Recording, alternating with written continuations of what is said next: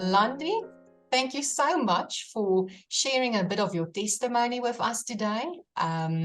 If you would like to just introduce yourself, who are you, where are you from, and what do you do for a living, that would be awesome. I'm Landi.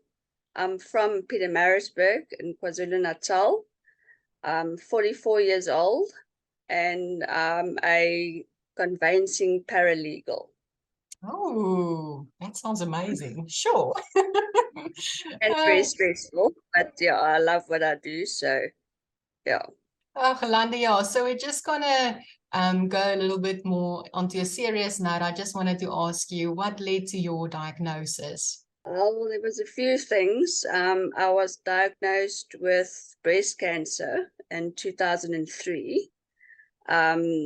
It was just a normal day for me. I didn't feel sick, having a bath, and I just felt this lump in my breast. Immediately felt scared because my mom went through breast cancer as well. Mm. And I just saw the GP, and he immediately sent me to the surgeon. I chose not to just do the biopsy. I chose to just have it removed. Sure. And then they sent that back, and it came back malignant, that it's stage 3 breast cancer. Sure. And then in 2015, I was diagnosed with tonsil cancer. That also, I just became sick, like the flu, sore throat, couldn't speak because my voice was gone. Went to the doctor, and then they said, no, it turned out that it's from tonsillitis. Now it turned into laryngitis. He immediately booked me into hospital, rolled me to theatre, took my tonsils out, sent that away, and that came back cancerous. And then in last year, 2022, July, we were on holiday, and I just felt the one day like my stomach is not right, like cramping, but the next day I was fine again. And a week after that, the Saturday, I woke up one morning and I said to my husband, no, I feel funny, there's something not right. My stomach is sore, and by that time I felt a huge mass in my abdomen, and immediately got a fright, and I sort of knew, no, there's something wrong. So he took me to the GP. GP looked me over and said, well, it looked like a bowel obstruction of some sort. So he immediately said to me, I must go to the emergency room and let them do an x-ray, which they've done. They said, no, it's not a bowel obstruction. It's definitely something gynecology area. They took me for a CT scan and some other tests as well. And they discovered, no, it's something really big, because it was right in my lower abdomen. The whole abdomen underneath was it's like a big mess. Yeah, then they did a full hysterectomy, and they found 4 tumors the size of a grapefruit that they took out. Yeah. Sure. And then they obviously sent that away, and that came back cancerous.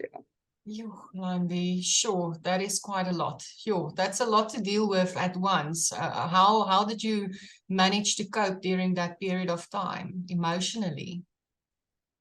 To be honest, I don't know. I think I just had a good support system, people around me, that every day, if it was just a message or a phone call, yeah, that all pulled me through. My family, my friends. Yeah, I think it's your support system that keeps you on track and don't let you give up. Yeah. That's amazing. Sure. I think only going through it one time, I think must be difficult, but going through it, 3 times it just shows the strength that you've got. And that's amazing. And what further treatment did you receive after the surgery? With the breast cancer, I had reconstruction, and then I had to recover from that. I think about 3 weeks after that, I had chemotherapy. I think it was six sessions of chemo, and then I had 6 treatments of what they call Taxol. With my tonsil cancer, I had radiotherapy for 6 weeks every day. That was quite, because in the area in my neck where they had the therapy, after about 2 weeks, I couldn't swallow anymore. I think I was almost finished with radiotherapy when I started eating again. So, yeah, that was difficult. But I would say this last round with the ovarian cancer, it was more difficult, because I also had chemotherapy, 6 rounds of that. I think it was every 3rd week. I had 6 rounds of that. This, I wasn't sick at all. I didn't throw up or wasn't feeling sick or anything, but tired. I was extremely tired. But also I got the treatment. I think once or twice I had it on the Friday. The Monday I was back at work and I'm feeling tired. I just take a break a bit. So yeah, but this time around the tiredness was more, and it's almost like it hit me like on the 3rd day. The day after the chemo I was fine, the 2nd day, but the 3rd day I was like exhausted. But otherwise than that, yeah, I'm lucky in all aspects that didn't affect me, that I was sick. When I think back of when my mom had chemotherapy, she was sick from the one treatment to the other. Where I wasn't sick. So you are so strong. It's amazing to listen to everything that you are saying, because I just hear, going back to work even. I think for a normal person, you would think, near. You should not go back to work. It's not normal. So yeah. was that everybody says, are you back at work? Surely you're not back at work. I'm like, yeah, I'm back at work, full working again. Oh, my word. Do you think that the work distracted you also, in a sense, that it was kind of a little bit of an escape for you? Yeah, no, definitely is. I mean, I like being by myself as well, but after a certain amount of time, you get like claustrophobic. You want to get out, you want to see other people. Because I mean, I was sick for a very long time. I think the first time I was off sick for about 4 or 5 months. The second time was also about 4 or 5 months that I was off, and you start feeling that no, I need to do something now, and I need to go back to work. I need to get back to normal life. So yeah, no, it's definitely a distraction. Yeah. Sure. No, you are next level. I just want to say that. You are amazing. Yeah, and I also wanted to ask you, now being diagnosed, 3 times with cancer, do you have a medical aid, and how was the financial, was it rough financially for you? How did you cope financially, being diagnosed 3 times? It was financially, it was rough. The first time it was okay. The medical aid covered most of the things, but there was the odd co-payment that we had to make. The second time, I'm just trying to think now. Second time, also, yeah, I think all 3 times it was good. I've got a good medical aid, obviously on the very highest option because of all my stuff going on. So, but I must say they have been very good to us, and of course those that didn't, they didn't cover. I mean, the second time around, it was like a telephone number, the hospital bill. They only covered like I think half, but luckily we had GAP as well. So the GAP also stepped in and paid that, but also we also had to pay other co-payments that stuff wasn't covered. So yeah, but overall it was good. Yeah. Okay, that's wonderful to hear. And Landi, I just wanted to ask you also, how was your experience with Platinum Life? I know that it's only been with the third time that you've now been diagnosed with ovarian. But how was your experience with us from the claim process to the payout? How did it go for you? Oh, it was amazing. My husband still filled in the forms, got everything together because at the time I was still in hospital. Um, got all the forms ready, sent that off.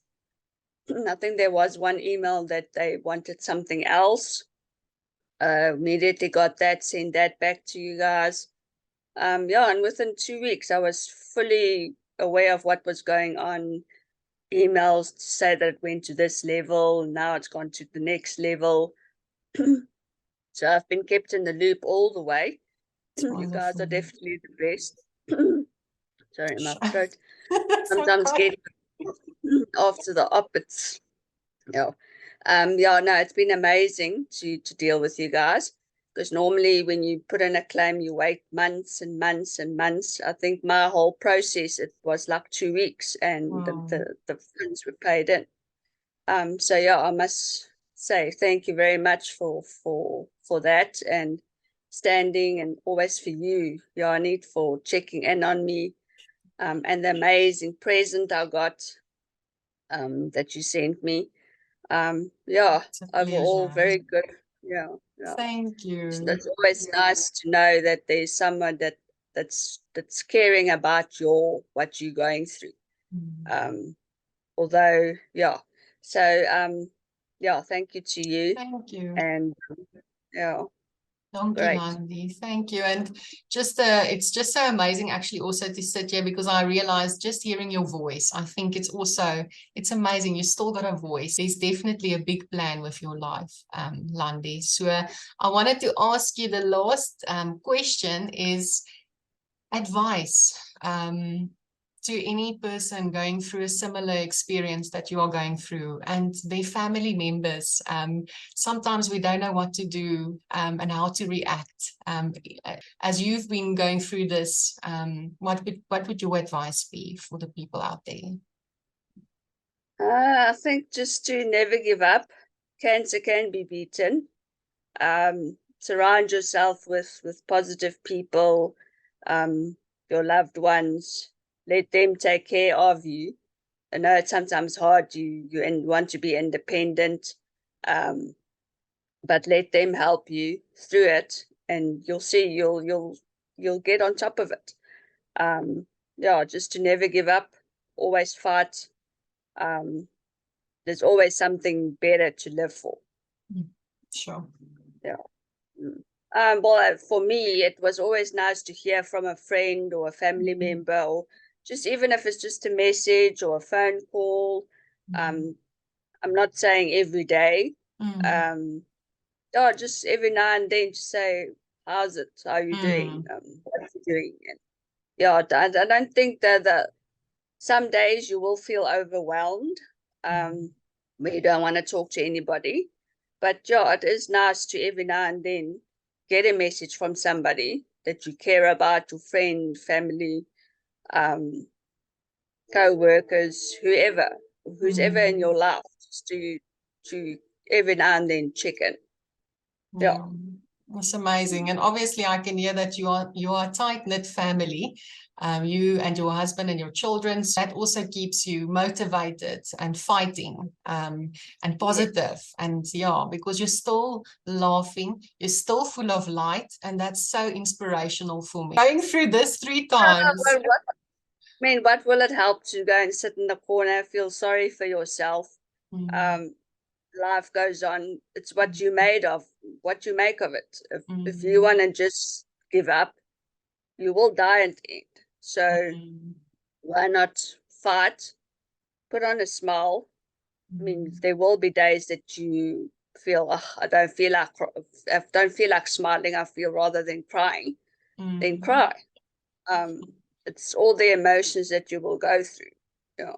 That's very good advice. So profound. Yeah, I think especially when you say that sometimes if you just want to cry, just cry it out. Then it's okay. It's okay to cry also. Landi, I just want to thank you again for sharing a bit of your testimony with us.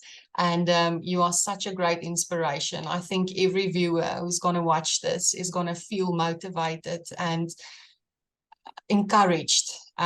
If you're going through this journey or even a different journey in your life, I think definitely it's going to give us inspiration to go forward and to be positive and to enjoy life. So yeah, I just want to thank you again. Thank you. Yeah, it was nice chatting to you. Yeah, Yes. hopefully, even if it's just one person that I can inspire, that will be good for me.